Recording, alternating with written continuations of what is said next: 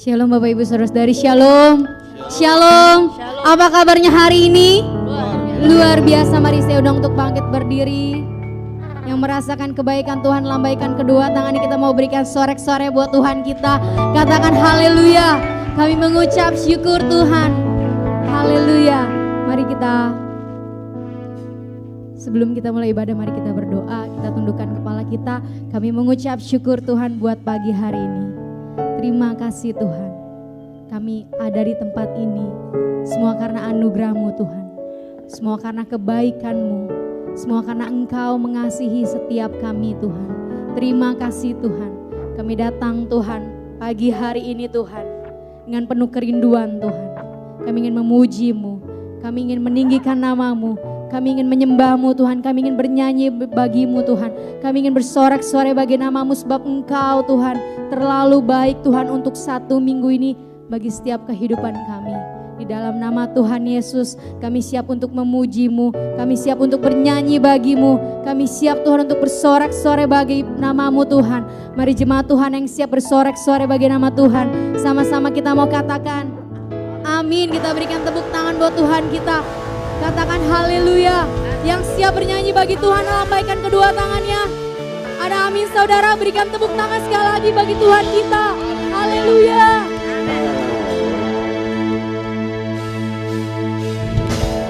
Mari jemaat Tuhan, kita mau tepuk tangan di atas kepala. Mari kita berikan yang terbaik.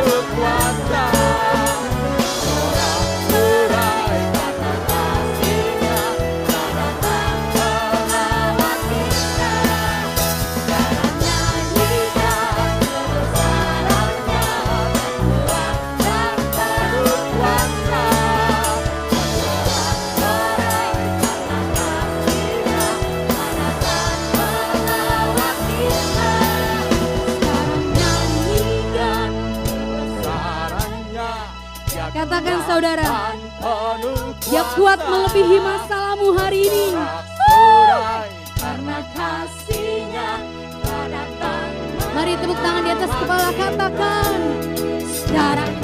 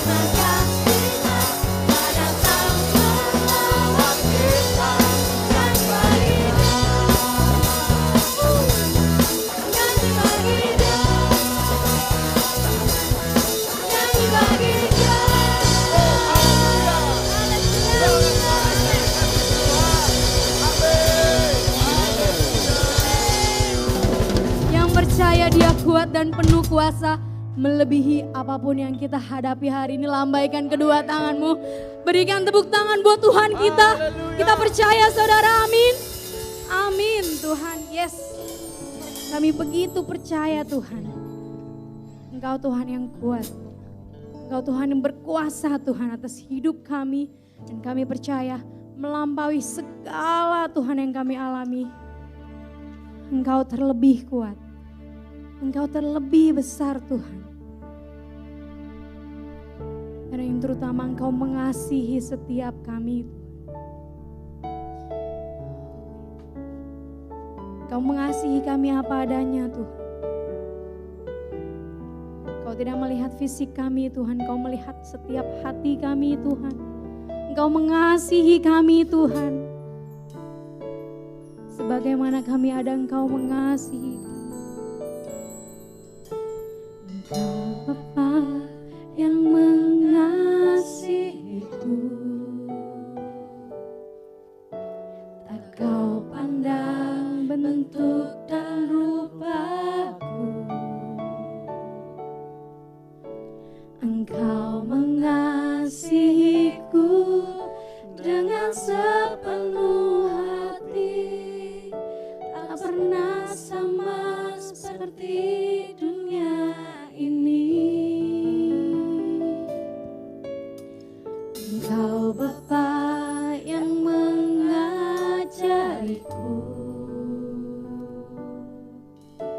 melewati badai langit biru.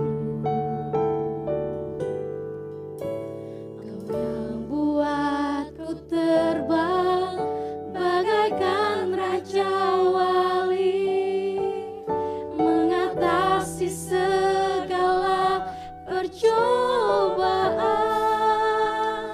Kau Bapakku yang baik,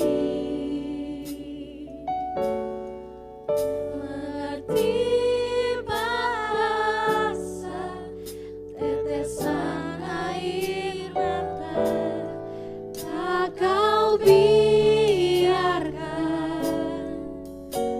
ku berjalan sendirian, sebab kau Bapakku yang baik. Yang merasakan kebaikan Tuhan, kita mau berikan tepuk tangan buat Tuhan kita. Haleluya Tuhan. Yes. Amin. Engkau Bapa yang mengasihiku, tak kau pandang bentuk dan rupaku.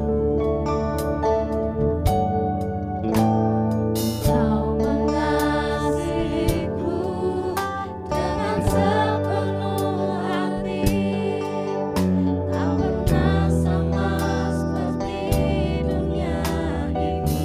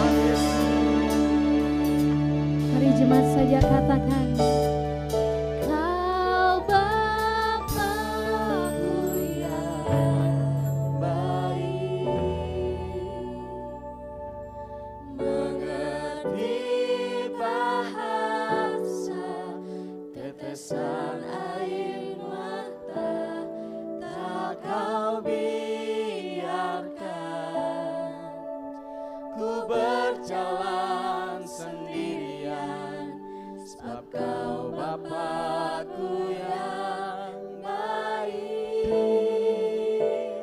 Engkau sungguh baik.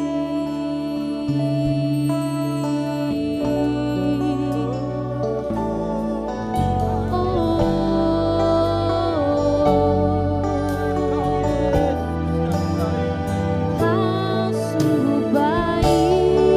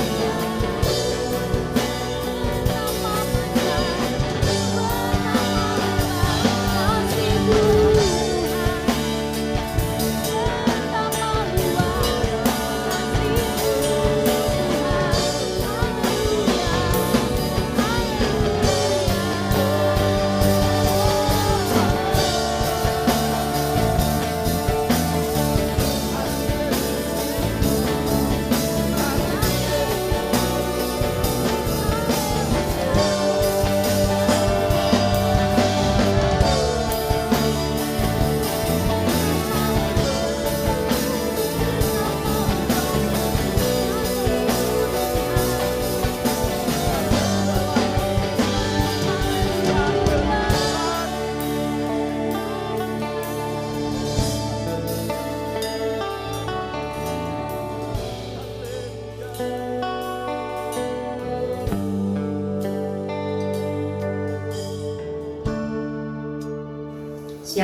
selamat pagi saudara-saudara sekalian. Apa kabar pada hari Minggu ini?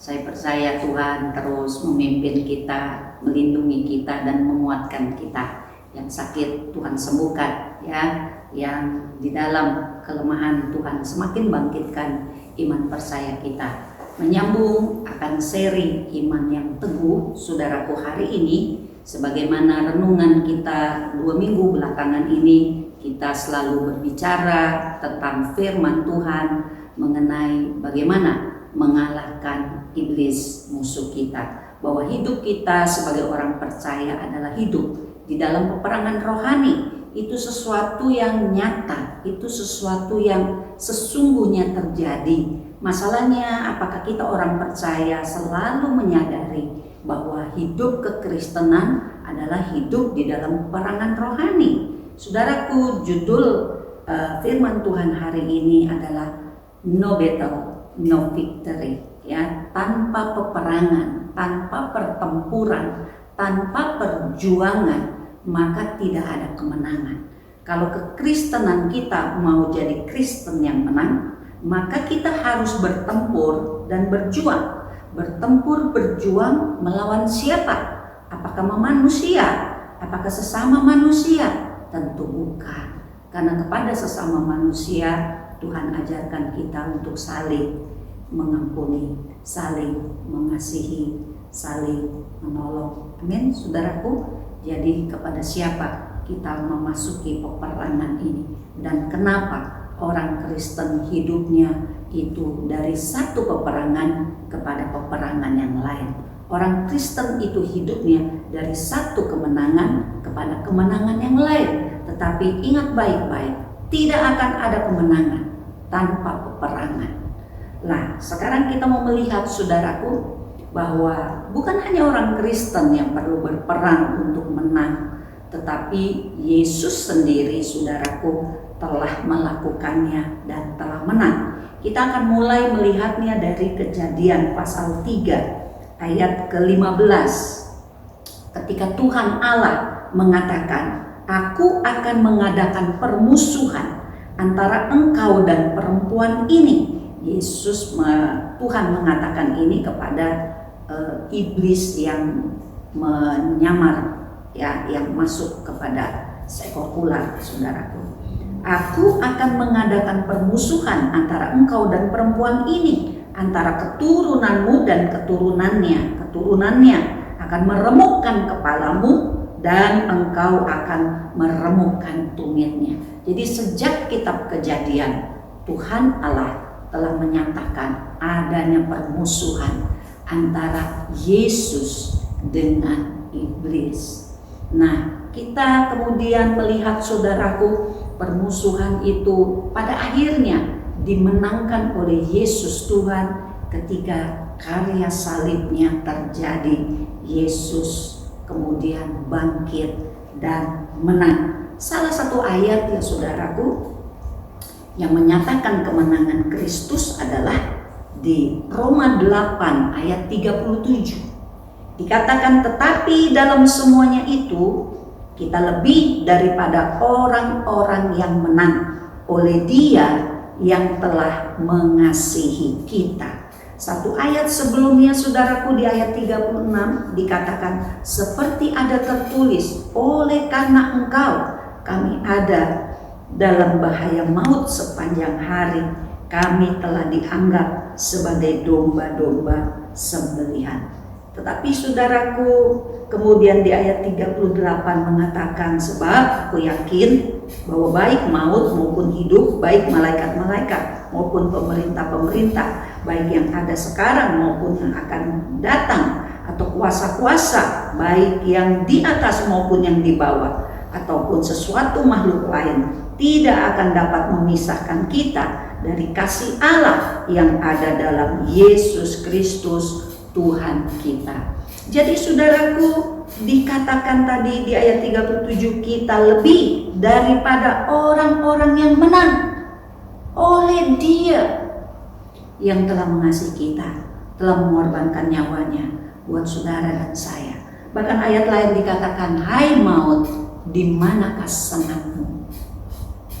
Sengat maut adalah dosa, dan dosa telah dikalahkan oleh Yesus Tuhan di atas kayu salib.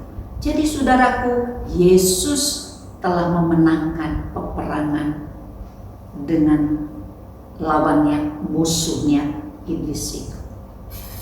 Yesus kita ketahui juga telah dicobai oleh iblis di dalam puasanya 40 hari 40 malam, dan kita tahu saudaraku, Yesus memenangkan pertempuran itu, peperangan rohani itu di padang gurun. Maka saudaraku, hari ini Tuhan berkata kepada kita, ketika Yesus telah menang di dalam pertempurannya dengan iblis musuhnya, maka ini menjadi bagian saudara dan saya sebagai pengikut-pengikut Yesus. Kita pun harus tetap peperangan rohani. Apakah orang Kristen harus tetap peperangan rohani? Bukankah Yesus sudah menang sehingga orang Kristen tidak perlu lagi berperang secara rohani? Oh tidak, saudaraku. Sebentar kita akan baca beberapa ayat ya dari beberapa perikop yang akan menunjukkan bahwa setiap orang Kristen kehidupannya selalu ada di dalam peperangan rohani, disadari atau tidak, diinginkan atau tidak. Tapi kita harus masuk di dalam peperangan ini. Ya, kita akan lanjutkan saudaraku dengan membaca beberapa ayat. Sebelum kita melihat kepada ayat-ayat ini saudaraku, ya, saya ingin menunjukkan bahwa ada ayat mengatakan di 1 Korintus 10 ayat 13 dikatakan bahwa Ia, Yesus Tuhan, tidak akan membiarkan kamu dicobai melampaui kekuatanmu. Ia akan memberikan jalan keluar sehingga kamu dapat menanggungnya.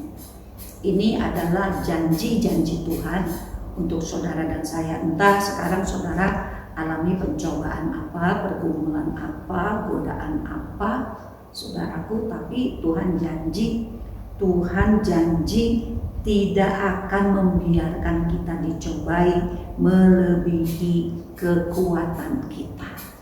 Mungkin kita rasanya udah gak kuat ya saudara ya, wah udah gak kuat, udah terlalu lama, sudah terlalu berat. Lalu kalau Yesus bilangnya seperti ini, lalu di mana nih mislnya, nggak cocoknya? Apakah Tuhan yang langgar janjinya, ataukah kita ada kesalahan?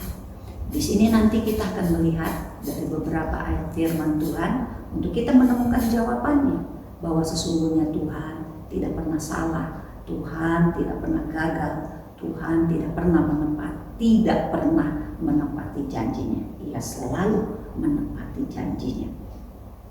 Sekarang mari kita melihat dulu saudaraku, kenapa sih kita orang Kristen harus melakukan peperangan rohani?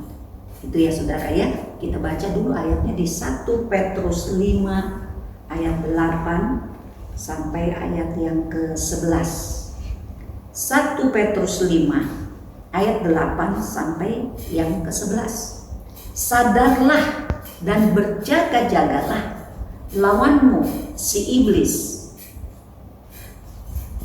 berjalan keliling sama seperti singa yang mengaum-ngaum dan mencari orang yang dapat ditelannya. Lawanlah dia dengan iman yang teguh, sebab kamu tahu bahwa semua saudaramu di seluruh dunia menanggung penderitaan yang sama. Dan Allah, sumber segala kasih karunia, yang telah memanggil kamu dalam Kristus kepada kemuliaannya yang kekal, akan melengkapi, meneguhkan, menguatkan, dan mengokohkan kamu sesudah kamu menderita seketika lamanya. Dialah yang mempunyai kuasa sampai selama-lamanya. Amin. Ayat ini mengatakan apa saudaraku? Yang pertama-tama saudaraku, sadarlah dan berjaga-jagalah, karena si iblis itu lawan kita, musuh kita. Jadi kenapa kita orang Kristen harus melakukan peperangan rohani? Bukankah Yesus sudah menang, mengalahkan iblis? Di sini dikatakan saudaraku, bahwa iblis itu juga musuh saudara dan saya. Bahwa iblis itu juga adalah lawan saudara dan saya. Jadi ketika Yesus menang atas iblis, apakah iblis artinya sudah tak dapat berbuat apa-apa sama sekali? Iblis ternyata masih bisa mengganggu orang percaya. Dosa telah Tuhan kalahkan, kuasa maut telah Tuhan kalahkan, kuasa iblis pun tidak akan pernah menang daripada kuasa Tuhan. Tetapi iblis masih punya, saudaraku, kesempatan untuk menggecek kita, untuk menipu kita, untuk memperdaya kita. Jadi iblis itu bukan dikalahkan dan sekarang telah hancur atau musnah keberadaannya, tidak. Sampai hari ini iblis adalah penguasa dari dunia ini. Iblis belumlah dihukum kekal oleh Tuhan. Nanti ada saatnya, saudaraku. Maka mau tidak mau, saudara dan saya harus sadar dan harus berjaga-jaga. Karena iblis musuh kita berjalan berkeliling mencari kesempatan siapa orang yang dapat ditelannya. Oh, berarti kita orang percaya masih bisa dikecoh oleh iblis. Ya, masih bisa. Walaupun iblis itu sudah tidak dapat merasuk ke dalam roh kita. Karena roh kita ada Roh Kudus.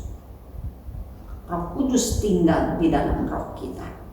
Makanya kita perlu selalu dipimpin oleh Roh Kudus supaya iblis tidak punya kesempatan menggecek kita, menipu daya kita.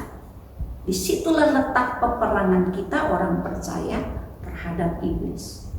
Jadi sekali lagi saudaraku, musuh saudara dan saya bukanlah manusia. Perhatikan perkara ini. Karena iblis akan berusaha mempengaruhi pikiran, perasaan, keinginan kita untuk kita, saudaraku, akhirnya bermusuhan, berlawanan dengan manusia. Itu yang dia inginkan. Tetapi Tuhan tidak menginginkan itu. Dan baiklah kita orang percaya, kita sadar dan berjaga-jaga. Kemudian apalagi yang dinyatakan oleh ayat ini, saudara? Iblis itu suka menyerang bagaikan singa. Dia akan menyerang, dia akan menelan siapa yang bisa ditelannya. Jadi tugas saudara dengan saya menghadapi musuh iblis ini seperti apa? Sesungguhnya tugas saudara dan saya itu bukanlah untuk menyerang dan menghancurkan iblis, bukan. Tugas kita itu sesungguhnya adalah supaya kita bisa bertahan. Nanti ada ayat berikutnya ya yang kita akan baca, saudaraku, di Efesus. Atau bolehlah kita baca ayatnya sekarang ya, di Efesus, saudaraku. Mari kita lihat Efesus pasal 6 ayat yang ke-10 sampai 18. Akhirnya hendaklah kamu kuat di dalam Tuhan, di dalam kekuatan kuasanya. Saudaraku, ini yang pertama-tama yang menjadi tugas kita. Hendaklah kamu kuat di dalam Tuhan. Bukan kuat oleh kekuatan kita sendiri. Kekuatan manusia terbatas, saudaraku. Tuhan tahu kita terbatas, kita tahu kita terbatas, iblis juga tahu kalau saudara dan saya di dalam kekuatan kita terbatas. Lalu kalau tadi ayat yang di awal yang kita baca, yang Tuhan Yesus katakan, kamu dicobai tidak melebihi kekuatannya. Sesungguhnya kita orang percaya, kekuatannya bukanlah lagi kekuatan kita sendiri. Orang percaya punya kekuatan Roh Kudus yang ada di dalam roh kita. Artinya saudaraku apa? Biarlah hidup kita dipimpin roh Allah. Maka kekuatan kita itu bertambah-tambah. Bukan oleh kuat kita sendiri. Tapi roh Allah, kuat kuasanya, itu yang menguatkan kita. Maka masalah apapun saudaraku, pencobaan apapun saudaraku, Tuhan katakan engkau tidak akan diberi melebihi kekuatanmu. Anakku, artinya kuat kita sudah ada di dalam Tuhan. Kalau kuat kita ada di dalam Tuhan, maka kita punya berlipat ganda kekuatan. Amin. Saudara-saudara, kembali ayat ini. Efesus 6 ayat 10 tadi mengatakan, akhirnya hendaklah kamu kuat di dalam Tuhan, di dalam kekuatan kuasanya. Kuasa Tuhan itu tidak terbatas. Amin.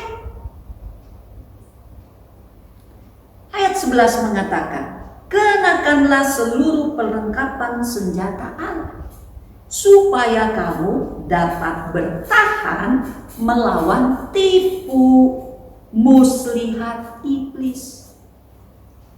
Tadi saya bilang, iblis itu, musuh kita itu, dia itu selalu mau menyerang, selalu mau menelan. Siapa yang dapat ditelannya? Tugas kita bukanlah menyerang, menghancurkan iblis, memusnahkan dia. Tidak. Tugas kita, kata firman Tuhan, adalah kita melawan tipu muslihat iblis.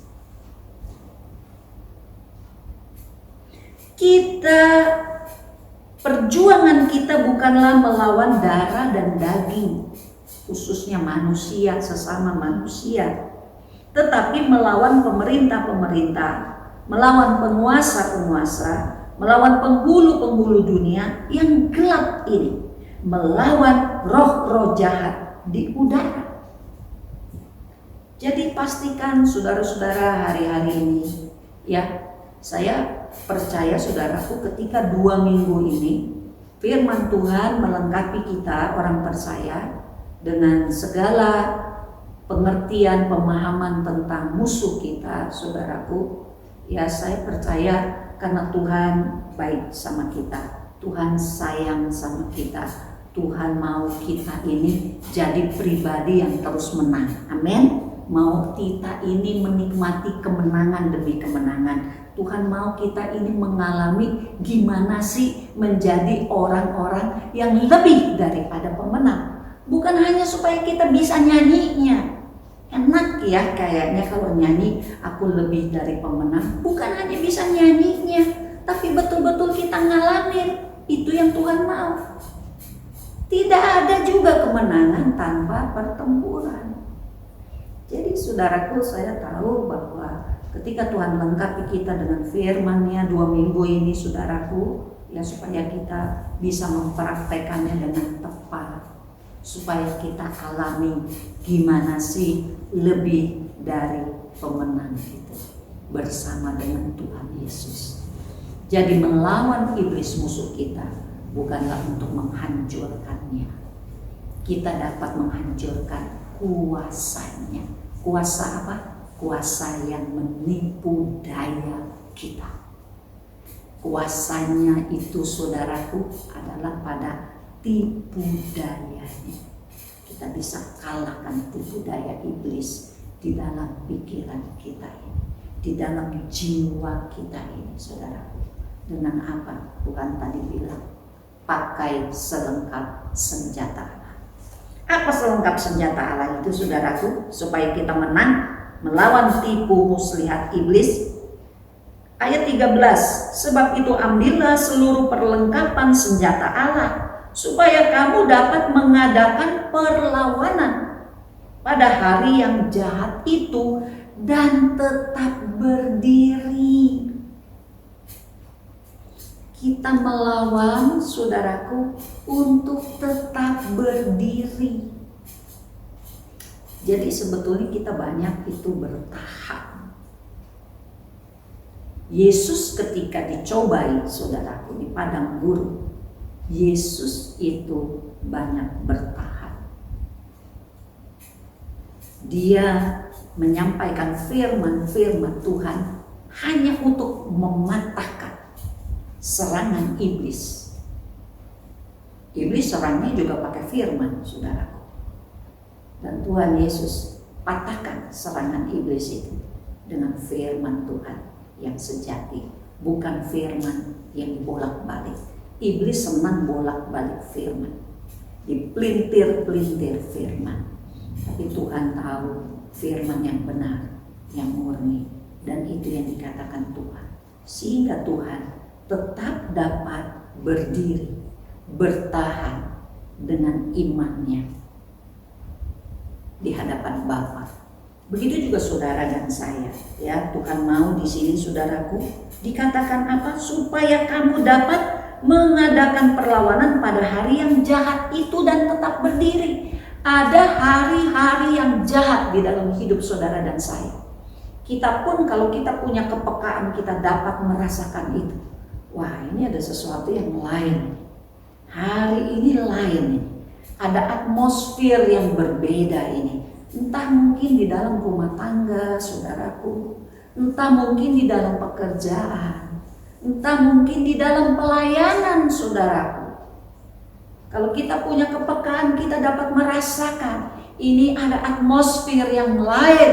Ini atmosfer musuh ini sedang datang. Aku harus berjaga-jaga. Aku harus sadar sesadar-sadarnya. Supaya aku pakai perlengkapan senjata Allah. Supaya aku tahu siapa musuhku. Iblislah musuh kita. Ketika Tuhan menegur Petrus, karena kata-kata Petrus bukan kata-kata dari Bapa Surgawi, tapi itu kata-katanya sendiri, saudaraku. Lalu Yesus berkata begini, "Nyahlah engkau iblis." Apakah yang Tuhan maksud iblis itu Petrus? Oh, bukan. Yesus tahu di balik perkataan Petrus ada iblis yang menyusup. Karena Petrus tidak berjaga-jaga dengan pemikirannya sendiri. Iblis menyuntikkan tipu dayanya masuk ke dalam pikiran Petrus. Yesus mengenali dan Yesus katakan, "Nyahlah kamu iblis." Iblisnya diusir. Saudara dan saya juga punya kuasa dari Tuhan Yesus untuk mengusir, "Nyahlah kamu iblis yang telah menipu daya." Dalam nama Yesus, darah Yesus, saudara dan saya bisa praktekkan itu. Amin. Ketika mau rasakan ada atmosfer yang lain. Tapi Petrus, tidaklah Tuhan benci, tidaklah Tuhan lawan. Tuhan Yesus hanya menegur Petrus bahwa apa yang diperkatakannya bukan berasal dari Allah. Itu hikmat, bukan dari Allah. Ketika saudaraku kita kurang waspada, ada hikmat-hikmat di dalam pikiran kita. Kalau kita nggak waspadai, saudaraku, ketika hikmatnya melenceng, bukan yang dari Tuhan, bukan yang dari surga, iblis punya celah untuk masuk dan memainkan tipu daya. Petrus pada saat itu tertipu. Mungkin kita juga, saudaraku, kalau kita nggak sadar dan berjaga-jaga, mungkin kita pun bisa tertipu. Makanya Tuhan Yesus Dan firman Tuhan mengingatkan kita supaya kita tetap kuat di dalam kekuatan kuasa Tuhan. Lalu saudaraku, kita kenakan seluruh perlengkapan senjata Allah. Maka kita dapat bertahan melawan tipu daya, tipu muslihat iblis, musuh kita. Lalu apa lagi dikatakan di sini saudaraku? Ayat 14. Jadi berdirilah tegak. Oh saudaraku, jangan loyo-loyo, jangan lemah. Kalau kita loyo, kita lemah, kita nggak berdiri tegak. Mana ada pasukan yang loyo-loyo boleh berjuang, berperang? Tidak mungkin. Nggak akan dipakai sama komandannya saudaraku. Setiap pasukan harus tegak, harus siap, harus tangguh. Maka di sini dikatakan, jadi berdirilah tegak, bertingkat pinggangkan kebenaran dan berbaju sirahkan keadilan. Kakimu berkasutkan kerelaan untuk memberitakan Injil damai sejahtera. Saya menemukan kata Injil damai sejahtera hanya di sini saudaraku.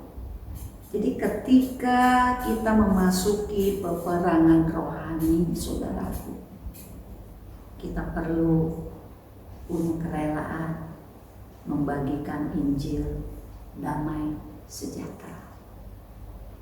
Kan damai sejahtera itu lawannya apa? Perseteruan. Damai sejahtera itu lawannya apa? Perselisihan.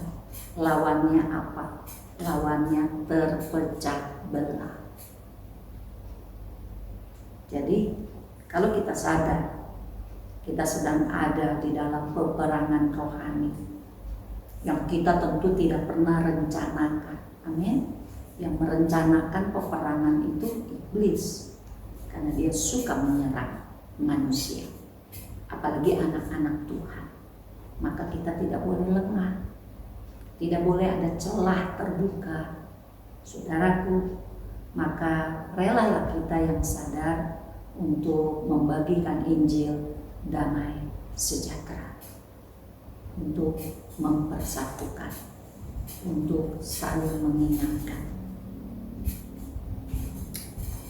Kemudian saudaraku, dikatakan di sini apa lagi? Ayat 16, dalam segala keadaan pergunakanlah perisai iman. Sebab dengan perisai itu kamu akan dapat memadamkan semua panah api dari si jahat. Si jahat itu selalu menyerang kita saudaraku. Ketika dianggap dia bagaikan singa, dia singa yang mengaum-ngaum dan menelan. Ketika ia digambarkan memiliki panah api, maka panah api ini juga selalu siap dilontarkan saudaraku, supaya ada di antara kita yang terpanah, terluka, terbakar, hangus oleh panah api iblis. Ini yang kita harus sadari saudaraku. Sekali lagi, apapun yang terjadi di antara kita di hari yang jahat itu saudaraku, kita harus tetap berdiri teguh, bertahan, dan menggunakan perisai iman. Ketika ditanya, di mana imanmu? Ini aku pakai jadi perisai.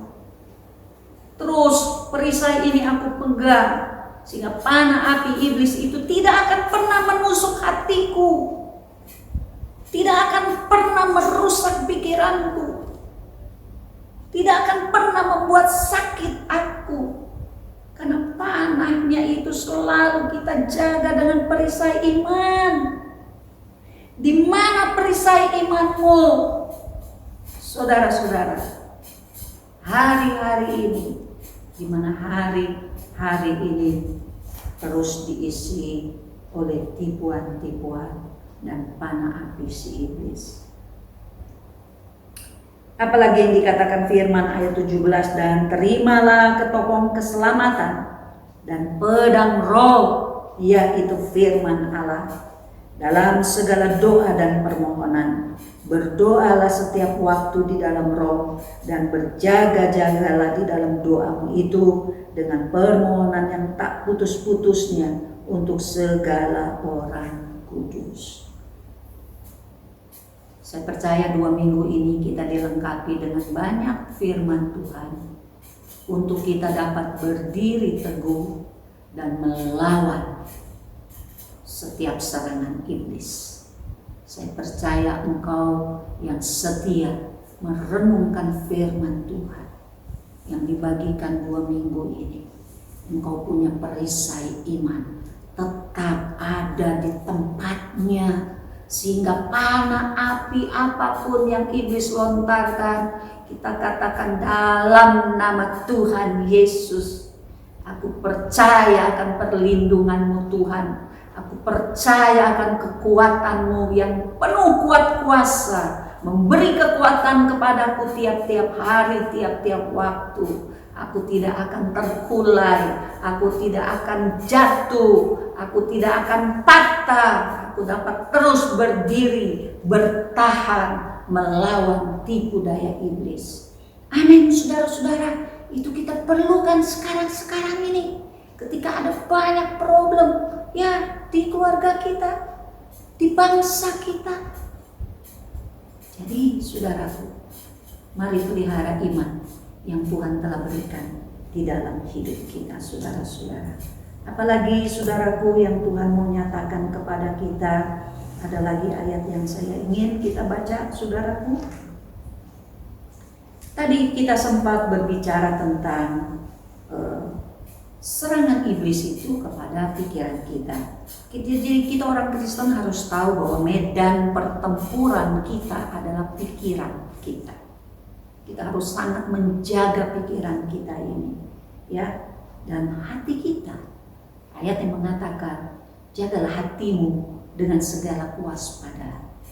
Kalau kita waspada, jaga hati kita, dari dalam yang terpancar kehidupan, dari dalam roh kita. Tapi kalau kita nggak waspada menjaga hati kita, saudaraku, nanti bukannya roh Allah yang menguasai, tetapi apa yang dimulai dari pikiran yang telah disuntikan oleh tipu daya iblis, itu bisa, saudaraku, mengotori hati kita. Ini yang kita harus waspada betul-betul. Dari pikiran masuk ke perasaan, masuk kepada keinginan-keinginan jiwa kita, saudaraku. Iblis suka dengan jiwa yang lemah. Kalau jiwanya kuat, oleh karena kekuatan roh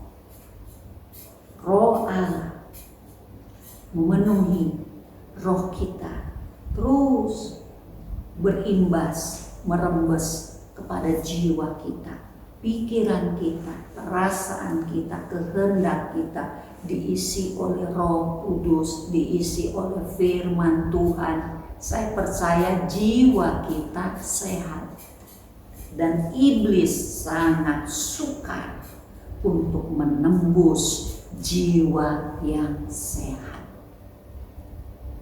Saya ingin menunjukkan ayat di Yakobus, contoh dari kelemahan jiwa yang menjadi celah untuk iblis masuk menyerang pikiran kita, medan pertempuran ini. Yakobus pasal 3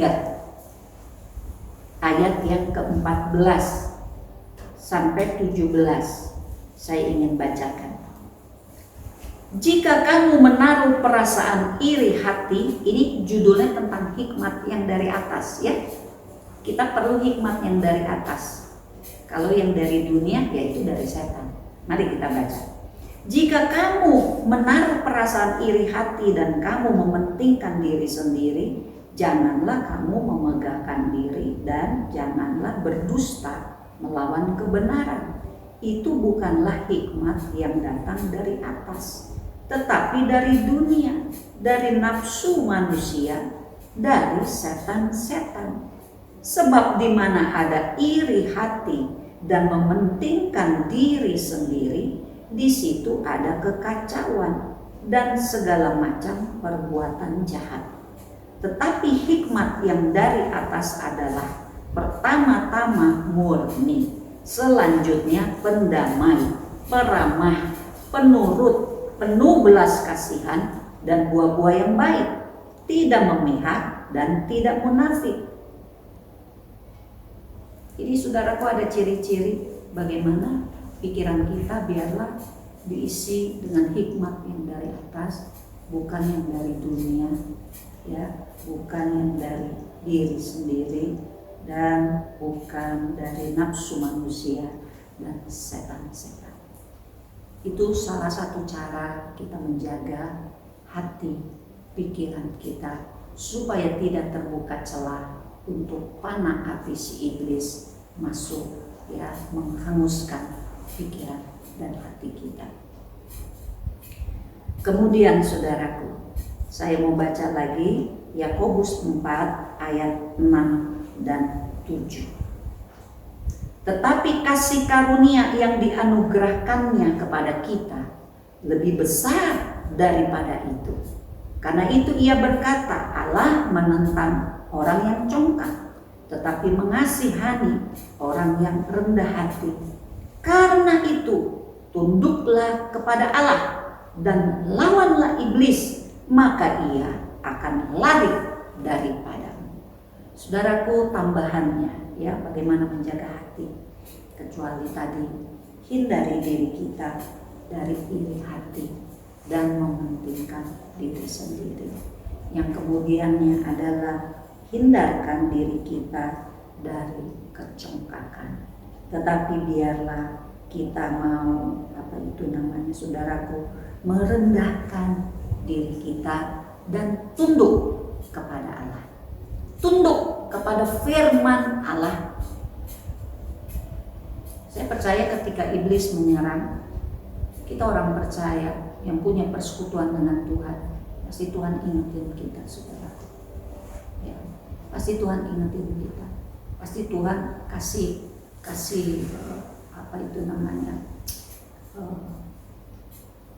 tanda-tanda kepada kita supaya kita berjaga-jaga, sungguh-sungguh berjaga-jaga, saudara-saudara.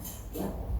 Terus terang saudaraku, beberapa waktu yang lalu, kalau saya nggak salah hari Senin, ya itu nggak lama, tapi sekilas saudara, ya saya melihat ada gambaran, bukannya nyata, tapi ada gambaran. Saya lihat ada gambaran kuasa gelap. Sekilas saudara, saya begitu lihat itu, wah saya bilang, ini Tuhan kau tunjukkan ini ada apa? Pasti ada sesuatu. Saya harus berjaga-jaga, harus ada di dalam doa. Ya, memang itu bukan hal yang aneh, saudara-saudara, ya kan?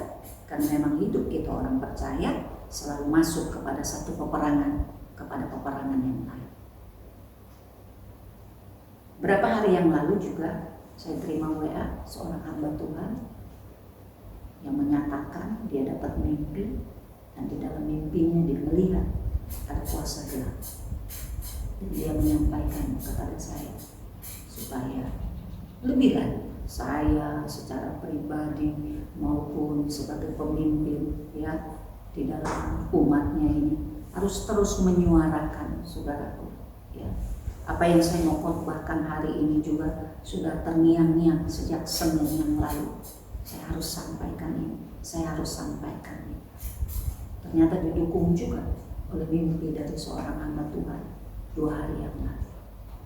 Ya, jadi saya tidak tahu apa yang terjadi di dalam kehidupan kita semua jemaat GKPY Tangerang ini.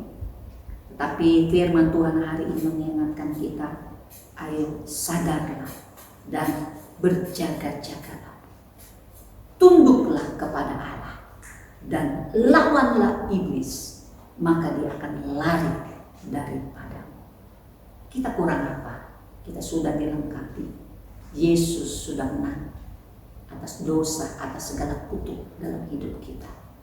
Kita juga sudah diberikan perlengkapan senjata Allah. Kita juga sudah diberikan kuat kuasa yang sanggup menguatkan kita. Sehingga kita di dalam menghadapi cobaan apapun, Tuhan katakan tidak akan melebihi kekuatan. Karena Engkau telah Kujadikan lebih dari orang-orang yang menang. Amin, saudaraku. Jadi mari kita jaga hati kita jaga pikiran kita, isi dengan firman Tuhan dan firman Tuhan yang membangun kerohanian kita, yang membuat kita tetap berdiri tegak, teguh, bertahan. Saudaraku, maka itu adalah kemenangan kita orang percaya. Haleluya, saudara-saudara. Satu ayat terakhir. Saya rindu kita baca, saudaraku, dari 2 Korintus 2.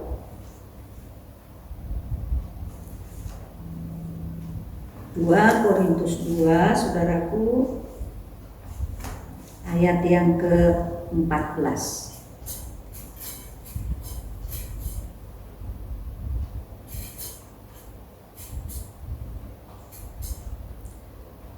2 Korintus 2 ayat yang ke-14 berkata begini, tetapi syukur bagi Allah yang dalam Kristus selalu membawa kami di jalan kemenangannya. Dengan perantaraan kami, Ia menyebarkan keharuman pengenalan akan Dia di mana-mana. Saudaraku, kenapa kita harus mengalami peperangan rohani? Karena Tuhan mau kita mengalami kemenangan. Tanpa peperangan tidak ada kemenangan. Kalau saudara dan saya tidak mau berperang melawan musuh, artinya apa? Enggak usah perang juga kita dikalahin. Kita enggak usah perang juga kita tertipu oleh iblis. Jadi ya kita enggak perlu melawan. Kalau mau tertipu dan kalah, saudaraku, enggak usah lawan iblis. Tapi kita diminta oleh Tuhan berperang. Kalau engkau berperang, Tuhan bilang, ikuti cara-cara firman, maka engkau pasti menang. Karena sesungguhnya engkau telah diberi kemenangan. Kita tinggal mengalami dan mengalami kemenangan yang Tuhan Yesus telah berikan di dalam hidup saudara dan hidup saya. Oh Tuhan Yesus, terima kasih. Inilah kehidupan kita, orang-orang yang menang. Mari saudaraku, kita terus berlatih ya untuk bertahan melawan tipu daya iblis di dalam menghadapi setiap panah apinya yang mau menjatuhkan kita, memporak-porandakan hidup kita, menghilangkan damai sejahtera kita, karena iblis datang hanya untuk mencuri, membunuh, dan membinasakan. Tapi Tuhan Yesus yang kita luaskan tinggal di dalam diri kita senantiasa. Dia datang untuk memberikan hidup dan hidup yang berkelimpahan. Haleluya. Amin.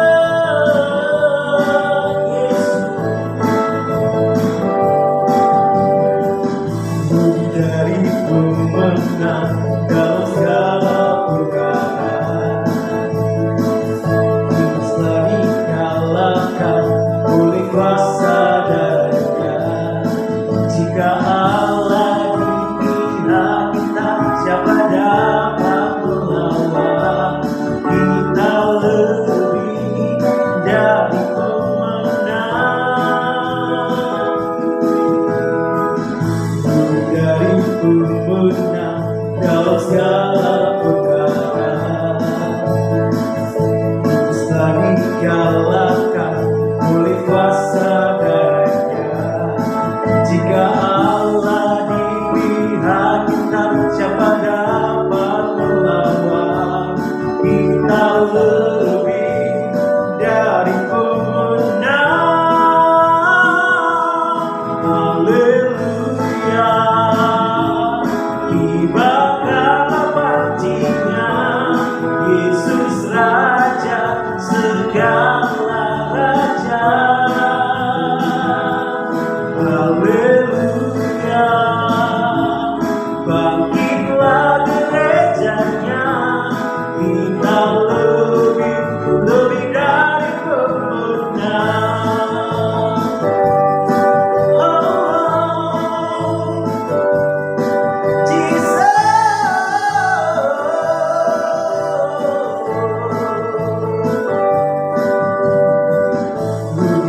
dari pemenang dalam segala perkara.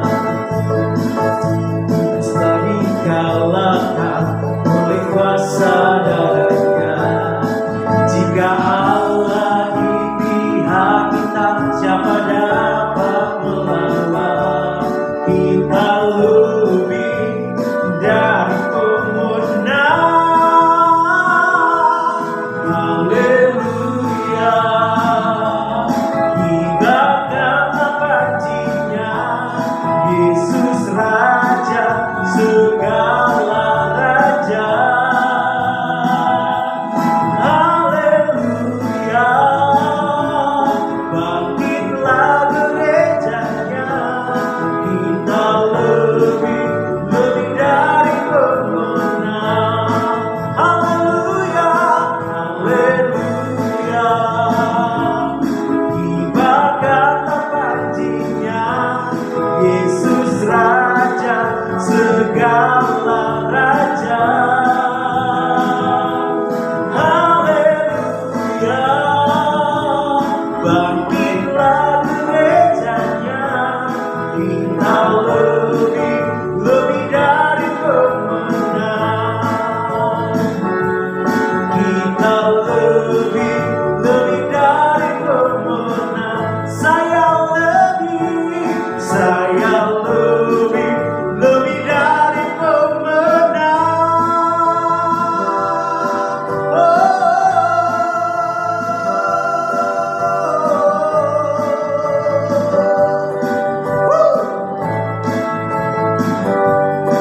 dari pemenang.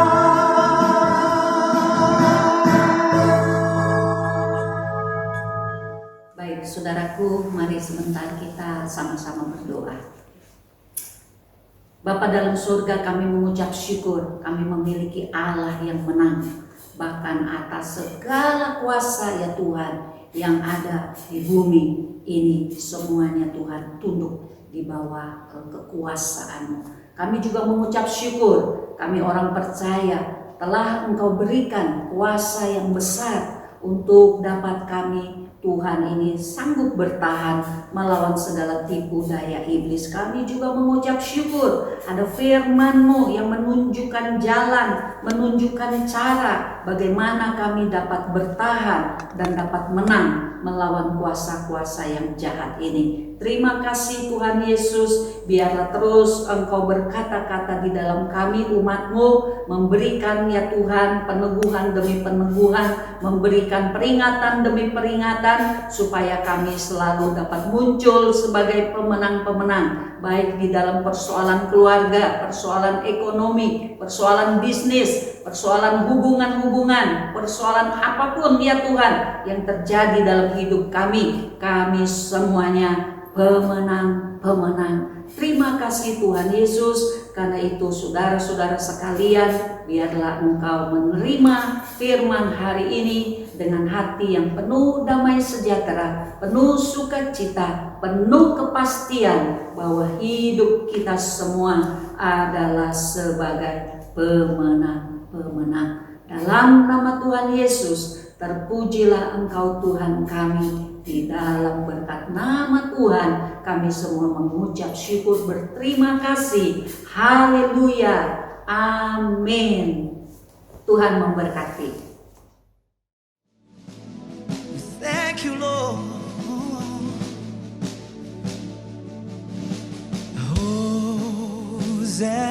Hosanna in the highest. Let our King be lifted up. Hosanna